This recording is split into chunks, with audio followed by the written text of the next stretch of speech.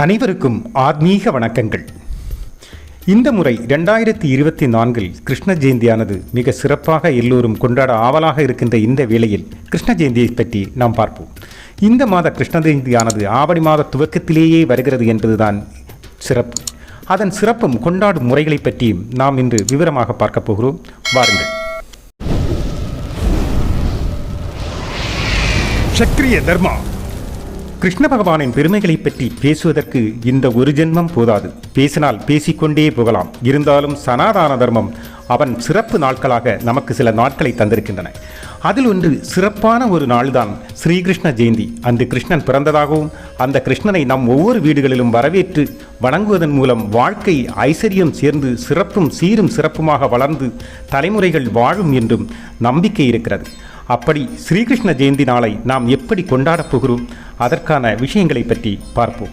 ஸ்ரீகிருஷ்ண ஜெயந்தி அன்று குழந்தை கண்ணனை நமது வீட்டில் வரவேற்கும் பொருட்டு வீட்டை நன்றாக தூய்மை செய்து அலங்காரப்படுத்தி பச்சை அரிசி மாவால் கோலங்கள் வரைந்து அவர் பாதங்களை அதன் அடையாளப்படுத்தி அவரை வரவேற்று பூஜை செய்து நிவேத்தியம் படைத்து ஆராதனை செய்து அவன் நாமத்தை சொல்லி வாழ்த்து பாடி வழிபட்டால் குழந்தை இல்லாதவர்களுக்கு அந்த கண்ணனே குழந்தையாக பிறப்பான் என்றும் குடும்பம் முழுதும் ஐஸ்வர்யங்கள் நிறையும் என்றும் வாழ்க்கை சீரும் சிறப்புமாக அதிக செல்வங்கள் சேர்ந்து மகிழ்ச்சியோடு வாழும் தலைமுறைகளாக என்றும் ஒரு நம்பிக்கை சனாதன தர்மத்தில் உண்டு.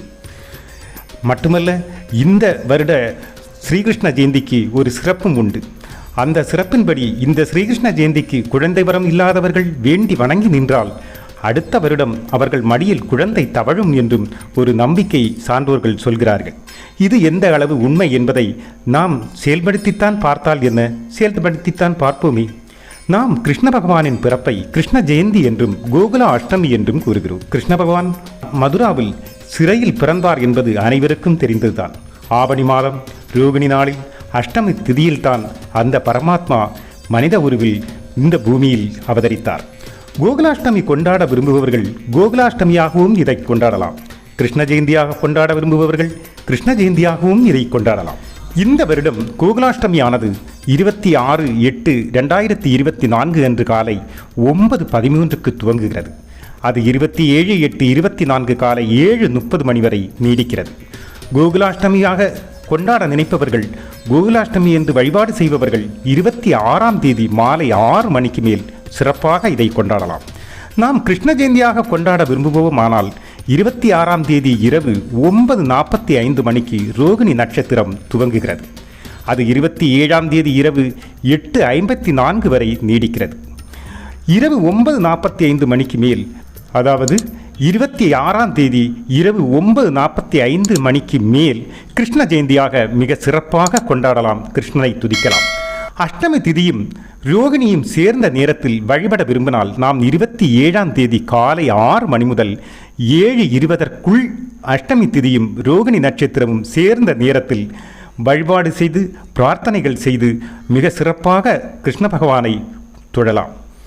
பகவான் கிருஷ்ணனை வழிபடுவதற்கு நம்மிடம் விக்கிரகங்களோ அல்லது போட்டோவோ அல்லது படங்களோ எதுவாக இருந்தாலும் அதை நன்கு சுத்தம் செய்து, அல்லது விக்கிரகங்களாக இருந்தால் அதற்கு அபிஷேகம் செய்து நன்கு துடைத்து அலங்காரம் செய்ய வேண்டும்.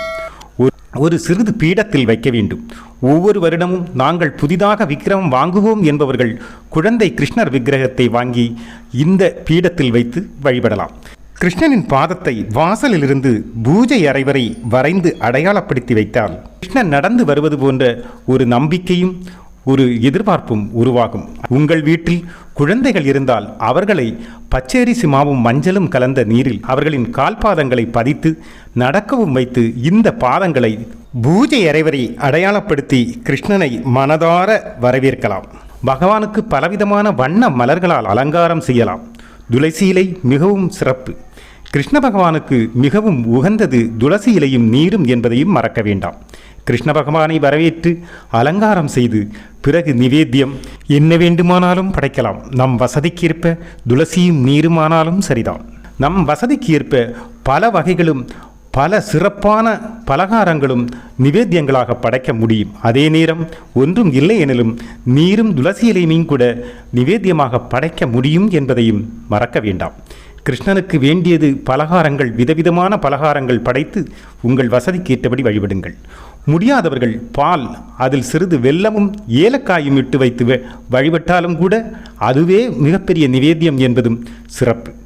கிருஷ்ண பகவானுக்கு பிடித்தது வெண்ணெய் என்பதையும் மறக்க வேண்டாம். அதனால் முடிந்த அளவு ஒரு சிறு அளவு வெண்ணெயாவது பூஜையில் வைப்பதற்கு முயற்சி செய்யுங்கள். அந்த வெண்ணெயை ஆலிலையில் கொஞ்சமாவது வைத்து வழிபடுவதில் மிக சிறப்பு என்று கருதுகிறார்கள். பல வழிபாட்டு பாடல்களை பாடலாம், துதிகளை துதிக்கலாம். கிருஷ்ணனின் பக்தி பாடல்கள் எங்கும் விரவி கிடக்கின்றன.